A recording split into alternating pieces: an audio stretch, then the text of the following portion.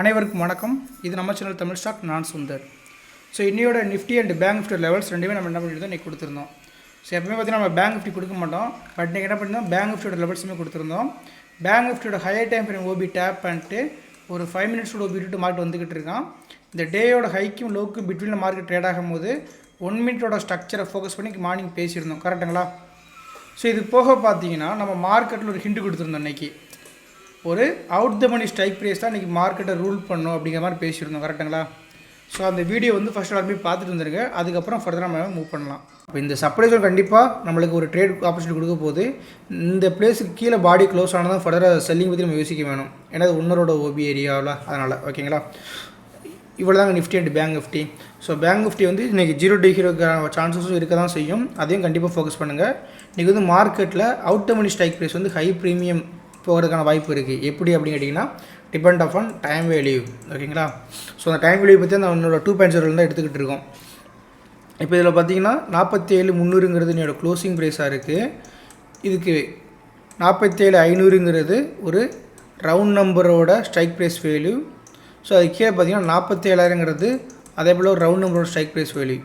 இந்த 2 ஸ்ட்ரைக் ப்ரைஸில் இருந்து பார்த்தீங்கன்னா உங்களுக்கு கண்டிப்பாக ஏதாவது ஒரு அவுட் த மணி வந்து 0 டிகிரி ஆகிறதுக்கு வாய்ப்பு இருக்குது. ஸோ அதை ஃபோக்கஸ் பண்ணி ட்ரேட். ஓகே, ஸோ கண்டிப்பாக வீடியோ பார்த்துருப்பீங்க.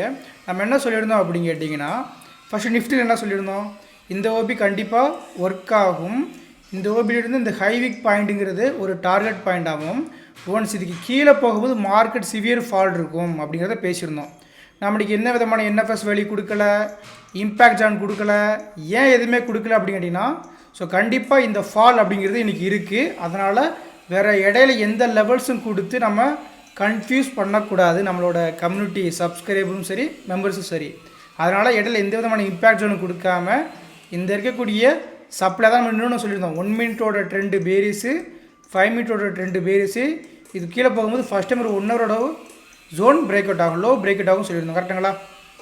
அப்போ இன்றைக்கி இந்த 22,440லேருந்து 21,900 வரைக்கும் என்ன பண்ணியிருக்கோம், மார்க்கெட்டு சாலிடாக ட்ராப் ஆகிருக்கும்.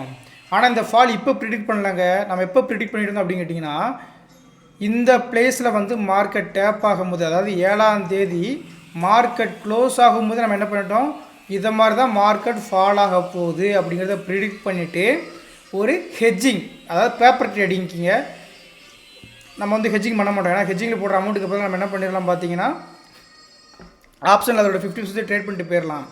ஸோ அப்போ நம்ம எடுத்த ஹெட்ஜிங் எப்படின்னு கேட்டிங்கன்னா, ஸோ ஹெட்ஜிங் யாருக்காவது நீங்கள் படிக்கணும், அதை பற்றி தெரிஞ்சுக்கணும்னு ஆசைப்பட்டீங்கன்னா, ஸோ அதுக்கு வந்து ஒரு லோவஸ்ட் ப்ரைஸ் ஒரு 3,499ங்கிற ஃபீஸ் வச்சு நம்ம சொல்லி கொடுத்துக்கிட்டு இருக்கோம். ஓகேங்களா? இது வந்து நம்மளோட எஸ்எம்சி கான்செப்ட் கிடையாது, ஜஸ்ட் ஹெட்ஜிங் மட்டும். ஒரு ஹெட்ஜிங்கில் எப்படி ஸ்ப்ரெட் பண்ணுறது, எப்படி ஒரு ட்ரெண்டு டைரெக்ஷன் சைடில் நம்ம ஹெட்ஜிங் போடுறது அப்படிங்கிற மாதிரி நம்ம சொல்கிறோம். ஸோ இப்போ இப்படி இருக்கக்கூடிய ஹெட்ஜிங் என்ன அப்படின்னு கேட்டிங்கன்னா, ஹை ப்ரீமியம் இருக்கக்கூடிய ஸ்ட்ரைக் ப்ரைஸை செல்லும், லோ ப்ரீமியம் இருக்க ஸ்ட்ரைக் ப்ரைஸை பையும் நினைக்கிறோம். இதை வந்து இப்போ எப்படி நம்ம போட்டு பார்த்தீங்கன்னா, மார்க்கெட் கீழே போகும் அப்படின்னு. அப்போ கீழேங்கிறது பியர். ஸோ நம்ம பண்ணியிருக்கிறது என்ன கேட்டிங்கன்னா, கால், இது ஸ்ப்ரெட்டு. அப்போ பியர் கால் ஸ்ப்ரெட்டுங்கிறது மார்க்கெட் டவுன் சைடு போகும், அதனால் நம்மளுக்கு ப்ராஃபிட் கிடைக்கும் அப்படிங்கிற ஒரு ஒன் சைடு ஹெட்ஜிங் இது. இதுவே மார்க்கெட் மேலே போகும்போது ஒன் சைடு எப்படி போடுவோம் கேட்டிங்கன்னா, புல் புட் ஸ்ப்ரெட்டுங்கிற மாதிரி போடுவோம். ஓகேங்களா? ஸோ இது நம்ம லாஸ்ட்டு 7th போட்டிருக்கோம். ஓகேங்களா? 7th போட்டு வச்சாச்சு. இதோட அனலைசிங் எப்படி அப்படின்னு கேட்டிங்கன்னா, இந்த ஹெட்ஜிங்கோட நம்மளுக்கு அதிகபட்சமாக வரக்கூடிய லாஸஸ் அப்படிங்கிறது 4.3. அதாவது உங்களோட கேபிட்டல் அமௌண்ட் நீங்கள் யூஸ் பண்ண போகிறது 40K. இந்த 40ல் உங்களோட மேக்ஸிமம் லாஸஸ் அப்படிங்கிறது 10%ங்க. என்னப்பா என்னோட கேபிட்டல் 10% லாஸஸ் அப்படின்னு கேட்டிங்கன்னா, அட் சேம் டைம் உங்களோட ரிவார்டுங்கிறது 30%. அப்போ இது வந்து ஒரு 1:3 அப்படிங்கிறத ப்ராபபிலிட்டி. ஒருவேளை மார்க்கெட் அந்த ஒன் சைடு தான் போகலை அப்படின்னு தெரிஞ்சு நீங்கள் முன்னபடி என்ன பண்ணிடலாம், எக்ஸிட் ஆகிக்கலாம். பட் நம்மளோட கான்செப்ட் வந்து நம்மளுக்கு தெரியும்.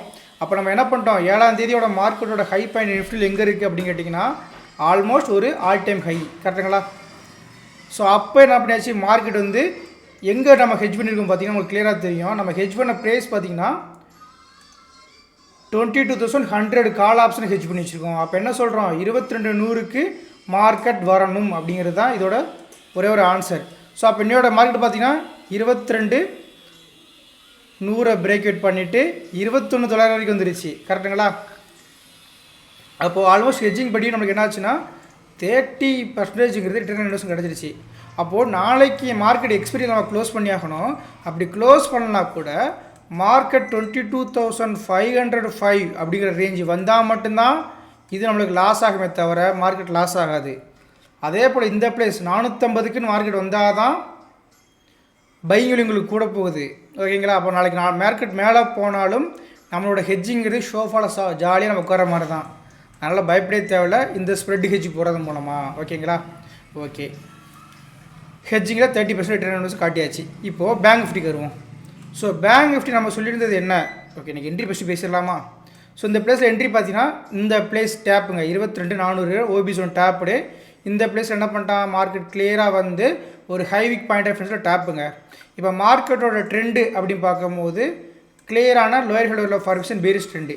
அப்போ ஒரு பேரிஷ் ட்ரெண்ட் இருக்கும்போது ஒரு ஹை வீக் பிளேஸஸில் வரக்கூடிய ஓபி டேப் பண்ணால் கூடவே வி நீட் சம் கன்ஃபர்மேஷன். ஒரு வேளை என்ட்ரி மேலே போகணும் அப்படிங்கிற மாதிரி இருந்திருந்தால், பட் கண்டிப்பாக போக போகிறது கிடையாது.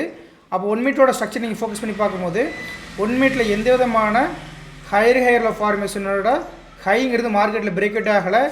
எக்ஸாக்டாக இந்த பிளேஸில் தான் மார்க்கெட் என்ன பண்ணால் ஃபர்தராக ட்ராப் அப்படிங்கிறத ஸ்டார்ட் பண்ணா. ஓகேங்களா? ஸோ இங்கேருந்து என்ன பண்ணாச்சு மார்க்கெட் பெருசாக ஃபால் ஸ்டார்ட் பண்ணிட்டான். இங்கே ஃபால் ஆகாமல் நம்மளோட டிசைடிங் எங்கே அப்படின்னு கேட்டிங்கன்னா கீழே கூடி இந்த ஸ்ட்ராங்கான ஒரு நெக்ஸ்ட் டிமாண்ட் தான் மார்க்கெட்டு போக போகுங்கிறது. அப்போ இந்த ஒன் சைட் மார்க்கெட் எப்படி ப்ரிடிக்ட் பண்ண முடியும் அப்படின்னு கேட்டிங்கன்னா அதாங்க நம்மளோட கம்யூனிட்டியில் டெய்லி சொல்லிக்கிட்டு இருக்காங்க. ஸோ இன்றைக்கி மார்க்கெட் அப்படின்னு பார்த்தீங்கன்னா ஒரு ப்ராப்பரான ட்ரெண்டிங் டே அப்படிங்கிறத தெளிவாக சொல்லிட்டாங்க. எங்கேருந்து ஸ்டார்ட் ஆக போகுது ட்ரெண்டிங்னு கேட்டால் 22,400 மார்க்கெட் ஸ்டார்ட் ஆக போகுதுங்கிறத சொல்லி முடிச்சிட்டாங்க. கரெக்டுங்களா? ஸோ மார்க்கெட்டும் பாருங்கள் 22,400 தான் ஒரு ஃபால் அப்படிங்கிறது மார்க்கெட் ஸ்டார்ட் ஆகிருக்கும். இந்த 22,400 பிளேஸ்லேருந்து மார்க்கெட் வந்து ஃபுல் அண்ட் ஃபுல் இப்போ 50 மினிட்ஸோட கேண்டில்ஸுக்கு எடுத்து பார்க்குறோம். இதில் பார்த்தீங்கன்னா இன்றைக்கி நடந்த மொத்த மார்க்கெட்டில் ஸோ விரலுட்டு எண்ணிடலாம். ஸோ 1 2 3 4 5 6 இந்த ஜோன் டு இந்த ஜோனுக்கு வரதுக்கு வெறும் 15 மினிட்ஸில் ஒரு 5 கேண்டில் மட்டும்தான் புல்லிஷ் டைரெக்ஷனில் இருந்திருக்கு. மற்ற எல்லாமே பேரிஸு தாங்க.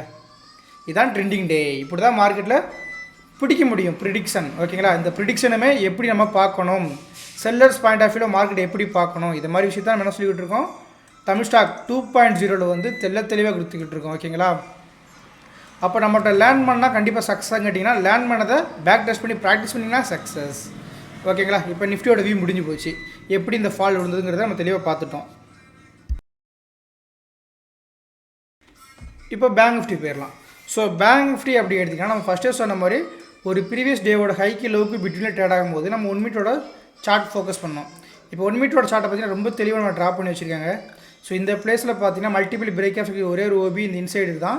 இங்கே டேப் ஆகும்போது கால் சைடு என்ன பண்ணிட்டான்னா ஒரு 47,200 to 400ங்கிற ஒரு 250 ரூபாய் நல்ல ஒரு ரேலி கொடுத்தான். ஸோ இது வந்து தப்பை கிடையாது, சூப்பரான ரேலி தான்.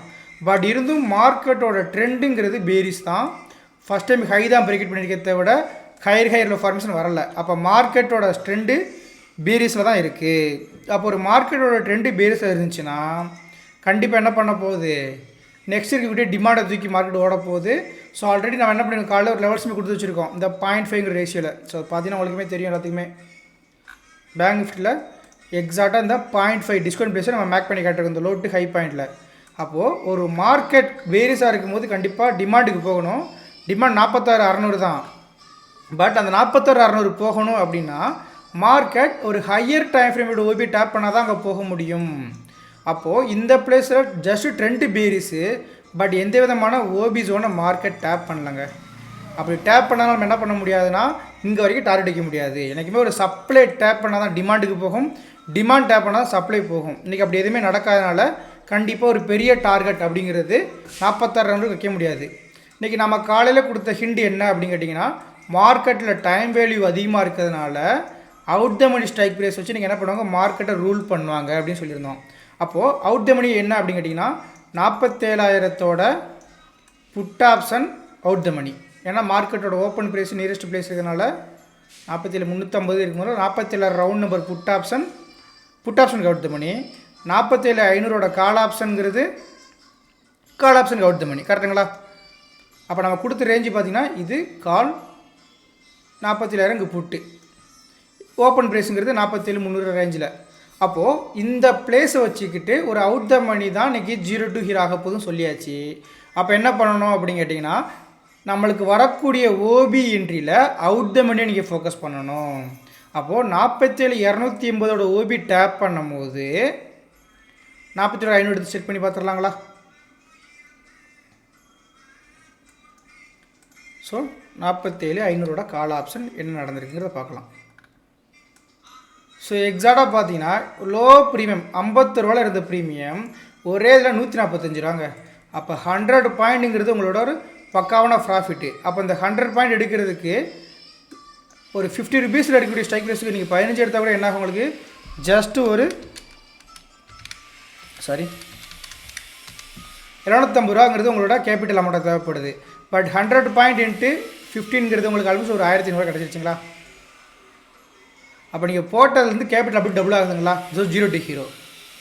ஸோ இதுக்கப்புறம் பார்த்தீங்கன்னா மார்க்கெட்டில் இந்த பிளேஸ் ஒரு லாங் கன்சால்டேஷனுங்க. ஸோ இந்த லாங் கன்சால்டேஷனுக்கு அப்புறம் பார்த்தீங்கன்னா ஒரு பிரேக் அவுட் ஆகுது. அப்போ இந்த பிரேக் அவுட் ஆகும்போது கண்டிப்பாக மார்க்கெட் இந்த பிளேஸ்க்கு தான் போக போகுது.